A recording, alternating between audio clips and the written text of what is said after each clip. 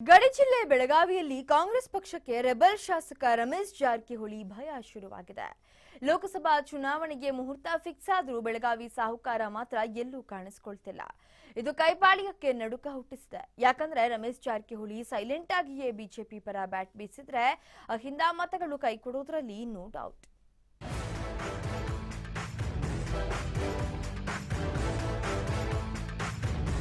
ಲೋಕಸಭಾ ಚುನಾವಣೆಗೆ ಮುಹೂರ್ತ ಫಿಕ್ಸ್ ಆಗಿ ವಾರ ಕಳೀತಾ ಬಂತು. ಆದ್ರೂ ಅಭ್ಯರ್ಥಿಗಳ ಹಗ್ಗ ಜಗ್ಗಾಟ ಮಾತ್ರ ಇನ್ನೂ ಕಡಿಮೆ ಆಗ್ತಿಲ್ಲ. ಒಂದೊಂದು ಕ್ಷೇತ್ರದ ಮೇಲೆ 2-3 ಅಭ್ಯರ್ಥಿಗಳು ಕಣ್ಣಿಟ್ಟಿದ್ದು ರಾಜಕೀಯ ಪಕ್ಷಗಳಿಗೆ ನುಂಗಲಾರದ ತುತ್ತಾಗಿ ಪರಿಣಮಿಸಿದೆ. ಅದರಲ್ಲೂ ಬೆಳಗಾವಿ ಕ್ಷೇತ್ರದಲ್ಲಿ ಕಾಂಗ್ರೆಸ್ಗೆ ದೊಡ್ಡ ತಲೆನೋವೊಂದು ಎದುರಾಗಿದೆ. ಕೈ ನಾಯಕರ ಜೊತೆ ಮುನಿಸಿಕೊಂಡಿರೋ ರಮೇಶ್ ಜಾರಕಿಹೊಳಿ ಎಲ್ಲಿಯೂ ಕಾಣಿಸಿಕೊಳ್ತಿಲ್ಲ. ಇದರಿಂದ ಎಲ್ಲಿ ಅಹಿಂದ ಮತಗಳು ಕೈ ತಪ್ಪುತ್ತೋ ಅಂತ ಕೈ ಹಿಚ್ಕಿಕೊಳ್ತಿದ್ದಾರೆ.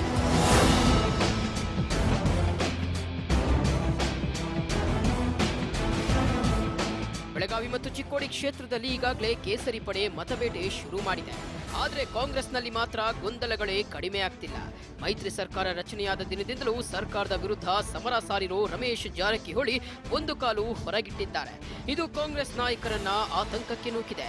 ಈಗ ರಮೇಶ್ ಜಾರಕಿಹೊಳಿ ಅವರು ವಿಧಾನಸಭಾ ಅಧಿವೇಶನಕ್ಕೆ ಬೆಂಗಳೂರಿಗೆ ಹಾಜರಾದ ಮೇಲೆ ಅದು ಇನ್ನೇನು ಪರಿಹಾರ ಸಿಕ್ತು ಅಂತ ಅನ್ನೋದ್ರೊಳಗನ ಅವ್ರು ಯಾವ ಸಭೆಗೂ ಹೋಗಿಲ್ಲ. ನಿನ್ನೆ ಸ್ಕ್ರೀನಿಂಗ್ ಕಮಿಟಿ ಬೆಂಗಳೂರು ನಡೆದಿತ್ತು, ಅಲ್ಲಿನೂ ಆಬ್ಸೆಂಟ್ ಹೋದಾರ. ಅವರು ಬಂಡಾಯ ಇನ್ನೂ ಅವರ ಶಮನ ಆಗಿಲ್ಲ. ಆದರೆ ಅವರು ಬಹಿರಂಗವಾಗಿಯೇ ಬಂಡಾಯ ಮಾಡ್ತಾ ಅಂತ ಹೇಳಿ ಎಲ್ಲರಿಗೂ ರಾಜಕೀಯ ವಲಯದಲ್ಲಿ ಒಂದು ಲೆಕ್ಕಾಚಾರ ನಡೆಯುತ್ತೆ. ಒಂದು ವೇಳೆ ಅವರು ಈ ಬರುವ ಲೋಕಸಭಾ ಚುನಾವಣೆಯಲ್ಲಿ ಕಾಂಗ್ರೆಸ್ಸಿನ ವಿರುದ್ಧವಾಗಿ BJP ಪರವಾಗಿ ಅನೌನ್ಸ್ ಮಾಡಿದರೆ ಬೆಳಗಾವಿ ಮತ್ತು ಚಿಕ್ಕೋಡಿ ಲೋಕಸಭಾ ಮತಕ್ಷೇತ್ರಗಳಲ್ಲಿ ಅದು ಸಾಕಷ್ಟು ಪರಿಣಾಮ ಬೀರ್ತದೆ. ಒಂದು ವಲಯದಲ್ಲಿ ರಮೇಶ್ ಜಾರಕಿಹೊಳಿ ಭಯ ಇದ್ದೇ ಇದೆ ಮತ್ತು ಅದು ಮುಂದಿನ ದಿನಗಳಲ್ಲಿ ಇನ್ನೂ ಸ್ಪಷ್ಟ ಆಗ್ತಾ ಹೋಗ್ತದೆ. ಜಿಲ್ಲೆಯಲ್ಲಿ ರಮೇಶ್ ಜಾರಕಿಹೊಳಿ ತನ್ನದೇ ಪ್ರಭಾವ ಹೊಂದಿದ್ದಾರೆ. ಅಲ್ಲದೆ ಬೆಳಗಾವಿ ಸಾಹುಕಾರ್ ಜೊತೆ ಇನ್ನೊಬ್ಬ ಶಾಸಕ ಮಹೇಶ್ ಕುಮಟಳ್ಳಿ ಸಹ ಸಾಥ್ ನೀಡುತ್ತಿದ್ದಾರೆ. ಇಬ್ಬರು ನಾಯಕರು ರೆಬಲ್ ಆಗಿರೋದ್ರಿಂದ ದೊಡ್ಡ ಮಟ್ಟದ ಅಹಿಂದ ಮತಗಳು ವಿಭಜನೆಯಾಗೋ ಲಕ್ಷಣಗಳಿವೆ. ಒಂದು ವೇಳೆ ಸೈಲೆಂಟ್ ಆಗಿಯೇ ರಮೇಶ್ ಜಾರಕಿಹೊಳಿ ಬಿಜೆಪಿ ಪರ ಬ್ಯಾಟ್ ಬೀಸಿದ್ರೆ ಕಾಂಗ್ರೆಸ್ಗೆ ಸಂಕಷ್ಟ ಎದುರಾಗಲಿದೆ. ಭಾರತೀಯ ಜನತಾ ಪಾರ್ಟಿ ಯಾವಾಗೂ ಅಭ್ಯರ್ಥಿ ಅಂತ ಹೇಳಿ ಕೆಲಸ ಮಾಡಲ್ಲ, ಪಾರ್ಟಿ ಅಂತ ಕೆಲಸ ಮಾಡ್ತಾ ಇದೆ. ಮತ್ತು ಬೆಳಗಾವಿ ಲೋಕಸಭಾ ಅಂದರೆ ಭಾರತೀಯ ಜನತಾ ಪಾರ್ಟಿ ಭದ್ರಕೋಟೆ.